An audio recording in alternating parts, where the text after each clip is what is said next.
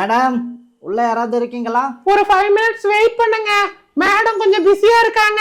இந்த காலத்துல ஆம்பளைங்க கேங்ஸ்டர் ஆகுறதே சாதாரண விஷயம் கிடையாது. ஆனா ஒரு பொண்ணு கேங்ஸ்டர் ஆகி இவ்வளவு பெரிய இடத்துக்கு போயிருக்கா அப்படின்னா அவ கூட எப்படியாவது சேர்ந்து நம்மளும் தொழில கத்துட்டு பெரிய ஆளா என்னடா. நீ கர்லா கட்ட மாதிரி உடம்ப வளர்த்ததுக்கு கடவுள் குடுத்தான் பாரு வாய்ப்பு. உங்க 2 பேரையும் மேடம் கூப்பிடுறாங்க, உள்ள வாங்க.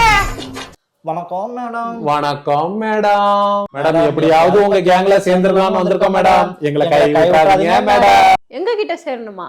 எங்க கிட்ட சேர்ற அளவுக்கு உங்ககிட்ட திறமை இருக்கா? ஏங்க நீங்க பண்ண ப்ராஜெக்ட்ஸ் எல்லாம் கொஞ்சம் சொல்லுங்க பாப்போம்.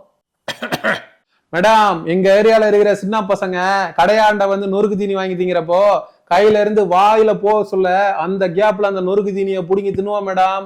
அதே போல நாளைக்கு ஆப்போனன்ட் யாராவது துப்பாக்கி எடுத்து உங்களை சுட வர்றப்போ அதே துப்பாக்கிய புடுங்கி ஆப்போனன்ட்டோட நெத்தி போட்டுல வச்சிருவோம் மேடம். மேடம் ஏண்டா சின்ன பிள்ளைகிட்ட இருந்து பொரியல் எப்படி தின்றதுக்கும் ஆப்போனன்ட் கிட்ட இருந்து துப்பாக்கி வாங்கி சுடுறதுக்கும் வித்தியாசம் இல்லையாடா உங்களுக்கு? நானும் அப்ப சொல்ல பார்த்துனே இருக்கிறேன், லொக்கு லொக்குன்னு இருமினே இருக்கிறீங்க. போய் தண்ணியா குடிங்க, தண்ணியா குடிங்க. எதுவா இருந்தாலும் இங்க பார்த்து பேசுங்க, அங்க பார்த்து பேசாதீங்க. என்ன மேடம் என்னாச்சு அவருக்கு?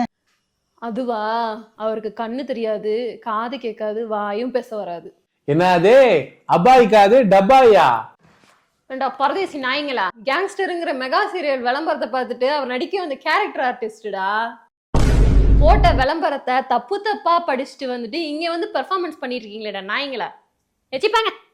மேடம் 2வது வரைக்கும் படிச்சிருக்கிறான், என்னை விட அதிகமா படிச்சிருக்கிறான் அப்படின்னு இவனை நம்பி வந்ததுக்கு என்ன செருப்பாலதான் அடிக்கணும் மேடம், செருப்பாலதான் அடிக்கணும். மச்சான் நீ அழுவாத மச்சான், நீ இரு, நான் செருப்பு எடுத்துட்டு வர்றேன்.